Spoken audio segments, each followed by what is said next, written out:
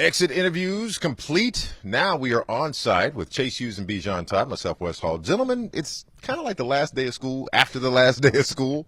But since you guys were in there with the exit interviews, I just have a couple of questions about the end of the season. First of all, what stood out to both of you about what you heard from the players as they were preparing to leave? Well, just about every single player, and including head coach Brian Keefe, they all talked about the culture and the foundation that's being laid here.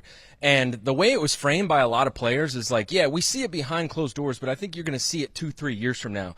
But I think we saw them establish an identity on the court this year, and that was helped with the fact that they had 3 first-round picks and then added another at the trade deadline in A.J. Johnson. And we saw the type of player that they want to add more of.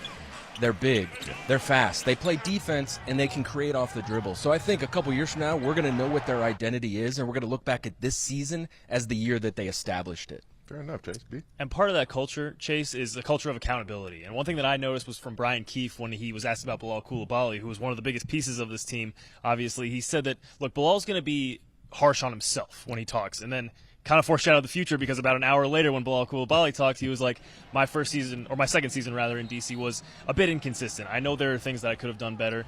And he actually said he was glad that he didn't have a perfect season because it's going to make him work harder in the offseason and come back better for 2025-26. And I think that's a very encouraging thing for all the fans out there. I love that. The honesty, the candor, and again, looking towards the offseason, which is the perfect segue. So thank you in proxy, Bilal Coulibaly, for this segue. Let's talk about the offseason and what you guys kind of project and somewhat expect to see from these guys moving into the summer. Well, certainly May 12th is going to be a date to circle on the calendar. Yeah. That's when the draft lottery will take place in Chicago. At the Combine, the Wizards are tied for the best odds to get the number 1 overall pick at 14%. They have the second best odds overall. They can fall no lower than 6th. So they have a really good opportunity to add a cornerstone player. And there's going to be some contract decisions, of course, that they'll have to make. You know, Chris Middleton's got a big player option that he's got to decide on. But I think in the big picture, looking at this offseason, I see a roster that has some defensive cornerstones in place. They've got 2 wing defenders in Bilal Coulibaly and Keyshawn George. They've got their rim protector in Alex Sarr. I wonder if this summer, especially in the draft, they can maybe swing a little bit higher on the offensive end.